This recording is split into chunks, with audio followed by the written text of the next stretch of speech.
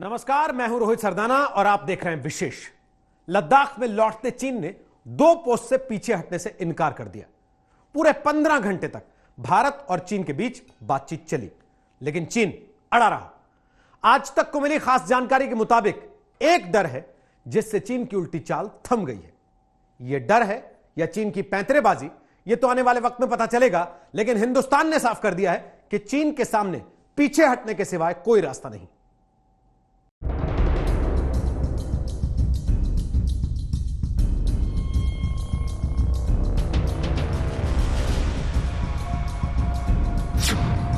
चीन की निकल गई है हेकड़ी।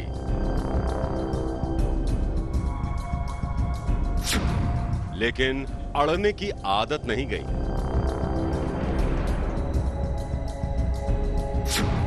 लद्दाख में लौटते चीन की चाल क्यों थम गई? हॉट स्प्रिंग और पेंगोंग से हटने से डरा चीन। चीन को किस बात का डर सता रहा है? आज तक को लौटते चीन के थम जाने पर एक्सक्लूसिव खबर मिली है। इससे यह पता चलता है कि 14 जून को पीछे हटने के मुद्दे पर चीन और भारत की बातचीत आखिर 15 घंटे तक क्यों खिंच गई? क्यों चीन ने गलवान और गोगरा को पूरी तरह खाली कर दिया, लेकिन हॉट स्प्रिंग और पेंगोंग से पीछे नहीं हट रहा चीन?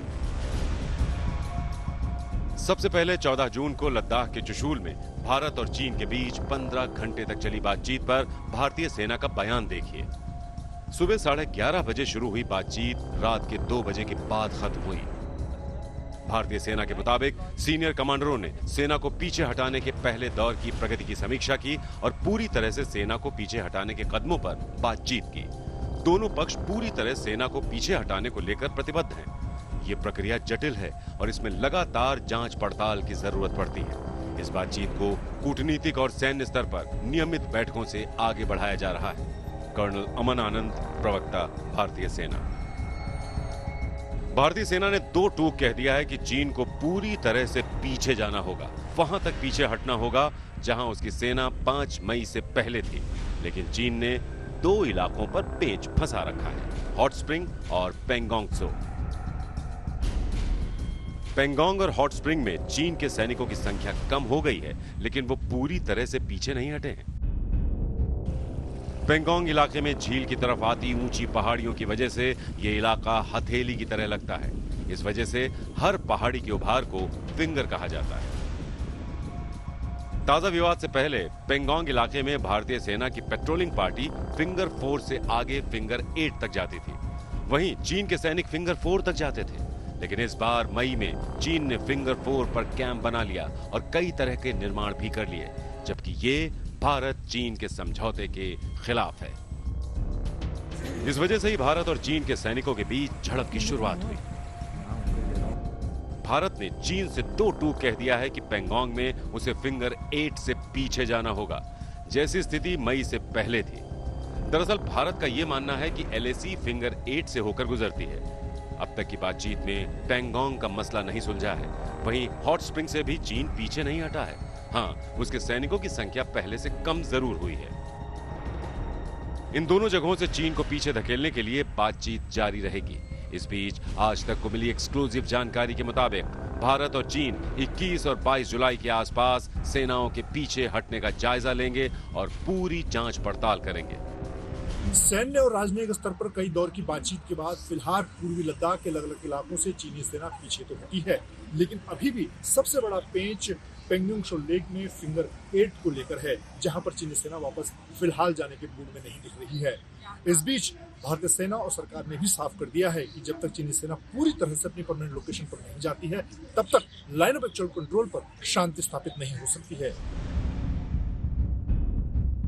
लौटते चीन के अचानक थम जाने की एक बड़ी वजह उसके मन में बैठा एक डर है। आज तक को मिली खास जानकारी के मुताबिक यही डर उसे पेंगोंग और हॉट स्प्रिंग से पीछे हटने से रोक रहा है। चीन को यह डर है कि अगर उसने इन जगहों को खाली किया तो भारतीय सेना यहां आकर जम जाएगी। दोनों इलाके ऊंचाई पर हैं और सैन्य रणनीति के लिहाज से दुश्मन पर बढ़त दिलाने में अहम भूमिका निभाते हैं। इस वजह से चीन ने फिंगर 4 के इलाकों में कुछ ढांचों को गिरा दिया है। काली पहाड़ी और हरी पहाड़ी के ढांचे गिराए गए हैं, लेकिन चीन ने इन इलाकों को खाली नहीं किया है। हमको यही फैक्टर दिमाग में रखते हुए आगे जाना चाहिए कि चाइनीज जो है अगले साल ऐसी एक्टिविटीज दोबारा रिपीट करेंगे और कुछ सालों में 2-3 सालों में अगर हमारे बीच में कोई अच्छी तरह रफा दफा नहीं हुआ तो एक मेजर अटैक की भी हम उम्मीद रख सकते हैं और उसको मद्देनजर रखते हुए हमारी जो तैयारी है वो होनी चाहिए। दरअसल राष्ट्रीय सुरक्षा सलाहकार अजीत डोभाल ने चीन के विदेश मंत्री यांग यी से हुई बातचीत में साफ कर दिया था कि दोनों सेनाओं को पीछे हटना पड़ेगा। उन्हें वहां तक पीछे हटना होगा जहां वो मई से पहले स्थायी कैंप में थीं। इसके बाद दोनों सेनाएं गलवान और गोगरा में 2 किलोमीटर तक पीछे हटी। दोनों ही जगहों पर भारत चीन के सैनिक आमने सामने थे और किसी भी समय झड़प की आशंका बनी रहती थी। यह आशंका सेनाओं के पीछे हटने से कम हो गई है। यही नहीं, बीच के इलाके को बफर जोन बना दिया गया है और भारत के सैनिकों की पेट्रोलिंग को फ्रीज कर दिया गया है। दोनों ही पक्ष पेट्रोलिंग को लेकर ज्यादा उत्सुक भी नहीं है, लेकिन पेंगोंग और हॉट स्प्रिंग पर चीन के अड़ जाने से पेच फंस गया है। 21 या 22 जुलाई को दोनों पक्ष की जांच के बाद बात आगे बढ़ेगी। तब तक दोनों सेनाएं पूरी तैयारी के साथ आमने सामने डटी हुई हैं। अभिषेक भल्ला के साथ मंजीत नेगी, दिल्ली आज तक। हॉट स्प्रिंग और पेंगोंग में चीन का अड़ जाना एक बार फिर उसकी नीयत पर सवाल खड़े करता है। भारत को चीन पर जरा सा भी यकीन नहीं है। यही वजह है कि बातचीत के साथ साथ वो चीन से निपटने की तैयारी को भी बढ़ाता जा रहा है।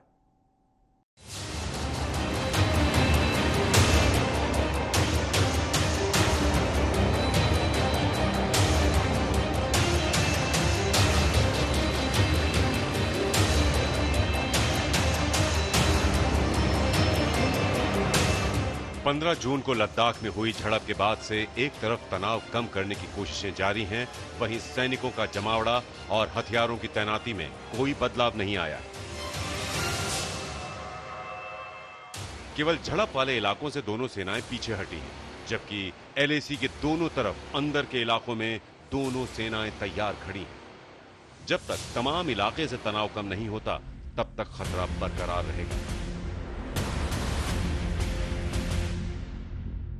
भारतीय सेना ने लद्दाख में 40 से 45 हजार सैनिकों को तैनात कर रखा है। पहले इस इलाके में 20 से 24 हजार सैनिक मौजूद रहा करते थे। इसके अलावा आईटीबीपी के जवान भी तैनात हैं। दूसरी तरफ चीन ने इस इलाके में 30 से 35 हजार सैनिकों का जमावड़ा कर रखा है।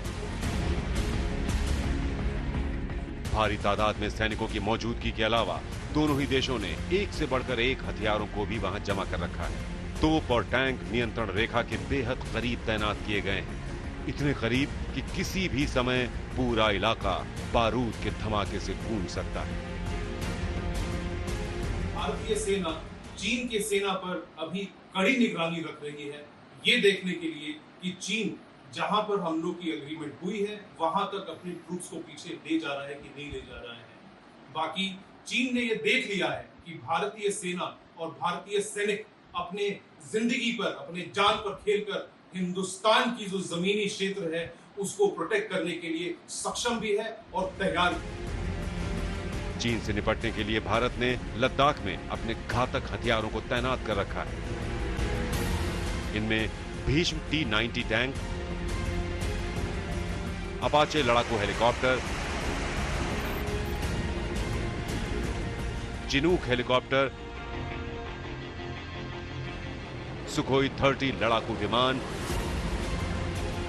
और रुद्र हेलीकॉप्टर शामिल हैं।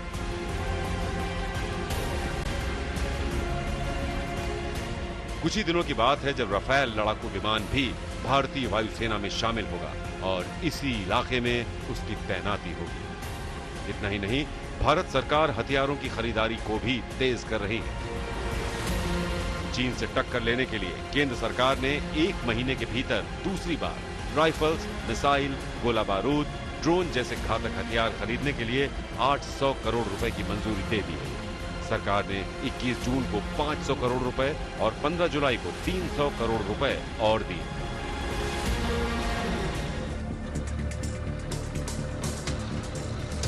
इन पैसों से कई हथियारों के ऑर्डर दिए जा चुके हैं। रक्षा मंत्रालय ने 2 जुलाई को 38,900 करोड़ रुपए के हथियार और गोला बारूद खरीदने की मंजूरी दी है। इन पैसों से भारतीय वायुसेना 33 नए लड़ाकू विमान खरीदने जा रही है। भारतीय सेना 72,000 अमेरिकी असॉल्ट राइफलों का ऑर्डर भी अमेरिका को देने जा रही है। करीब 500 मीटर तक अचूक मार करने वाली इस राइफल से भारतीय सेना फिलहाल आतंकियों और पाकिस्तानी सेना से निपट रही है। दूसरी ओर राइफलों की कमी को दूर करने के लिए हाल ही में रक्षा मंत्रालय ने इजराइल से भी 16,000 लाइट मशीन गन का ऑर्डर दिया था।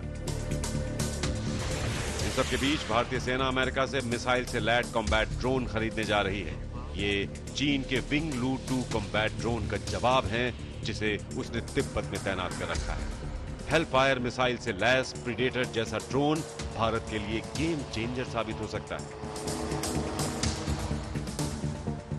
इसके साथ ही रूस से S-400 anti missile defence system भी जल्द ही भारत के पास आने वाला है। ये न केवल दुश्मन की मिसाइल, विमान या ड्रोन को सीमा में घुसने से पहले ही बर्बाद कर सकता है, बल्कि मिसाइल भी लॉन्च कर सकता है।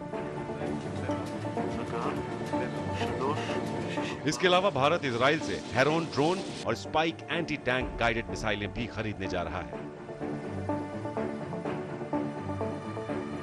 सारी तैयारी के बीच भारत का मकसद यही है कि चीन अपने सैनिकों को भीतर के इलाके से भी कम करे। अगले दौर की बातचीत में इसी पर जोर रहेगा। अगर चीन बातचीत से मान गया तो ठीक, नहीं तो भारत की तरफ से उससे निपटने का पूरा इंतजाम है। मंजीत नेगी, दिल्ली आज तक।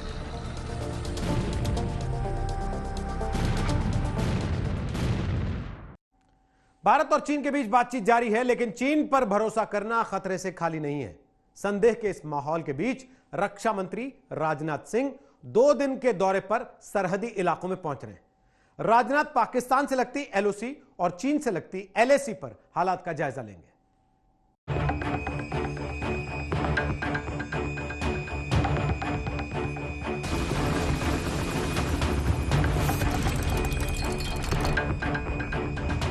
हिंदुस्तान का सामना एक साथ दो दुश्मनों से है। एक तरफ चालबाज चीन है तो दूसरी तरफ दगाबाज पाकिस्तान। दोनों ही सरहदों पर भारतीय सेना के वीर जवान दुश्मनों से बुलंद हौसले से निपट रहे हैं। इन दोनों ही सरहदों पर हालात का जायजा लेने और सेना का मनोबल बढ़ाने के लिए रक्षा मंत्री राजनाथ सिंह 2 दिन के दौरे पर जा रहे हैं। रक्षा मंत्री फील्ड कमांडरों के साथ बातचीत कर चीन पाकिस्तान से निपटने के जमीनी हालात की जानकारी लेंगे। रक्षा मंत्री राजनाथ सिंह के साथ सेना प्रमुख मनोज मुकुंद नरवणे भी दौरे पर जाएंगे। रक्षा मंत्री शुक्रवार को सबसे पहले लेह जाएंगे। यहां कोर हेडक्वार्टर में उन्हें हालात की जानकारी दी जाएगी। इसके बाद लद्दाख के कारु कैंप में पैरा कमांडो पैरा जंप कर अपने पराक्रम का परिचय देंगे। यहां से लौटकर रक्षा मंत्री लेह में गलवान में घायल हुए सैनिकों से मिलेंगे। शनिवार को रक्षा मंत्री श्रीनगर पहुंचेंगे, जहां से LOC का दौरा करेंगे। रक्षा मंत्री का यह दौरा उस वक्त हो रहा है जब चौथे दौर की कोर कमांडर स्तर की बातचीत के बाद लद्दाख में 2 स्थानों को लेकर विवाद बना हुआ है। हॉट स्प्रिंग और पेंगोंग में चीन की सेना पीछे हटने को तैयार नहीं है। रक्षा मंत्री से पहले प्रधानमंत्री नरेंद्र मोदी ने नीमू पोस्ट का दौरा किया था। पीएम मोदी ने सैनिकों का हौसला बढ़ाया था और चीन को इशारों में ही बेनकाब भी किया था। विस्तारवाद का युग समाप्त हो चुका है। ये युग विकासवाद का है। तेजी से बदलते हुए समय में विकासवाद ही प्रासंगिक है। उस समय भी रक्षा मंत्री राजनाथ सिंह ही लद्दाख जाने वाले थे, लेकिन अंतिम समय में पीएम मोदी ने खुद दौरा किया और चीन को बहुत बड़ा संदेश दिया था। मंजीत सिंह नेगी, दिल्ली आज तक। चीन की धमकियों से तंग आकर ताइवान ने अब उग्र रूप दिखाया। ताइवान ने जबरदस्त युद्धाभ्यास किया और दिखा दिया कि अगर चीन ने कोई हरकत की तो उसका अंजाम क्या होगा।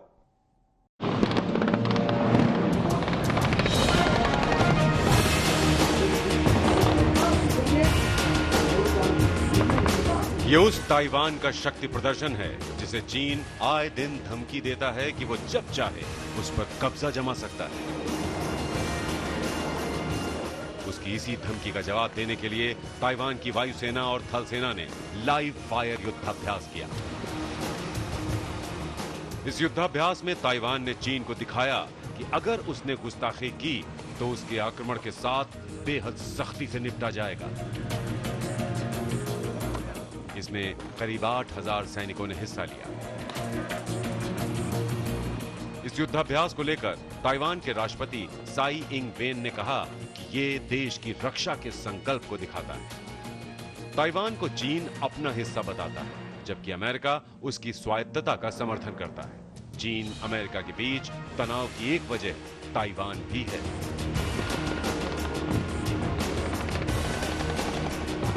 आज तक ब्यूरो। विशेष में आज इतना ही।